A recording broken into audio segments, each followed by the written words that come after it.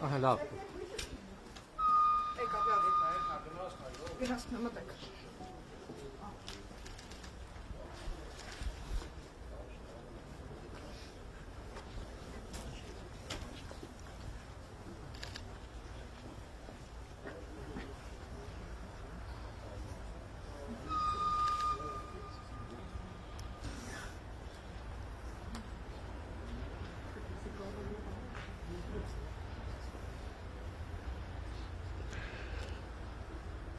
Այսօր տարածաշրջանում փոխվստահության ամրապնդման եւ խաղաղության օրակարգի առաջմղման ուղղությամբ նշանակալի իրադարձություն է տեղի ունենում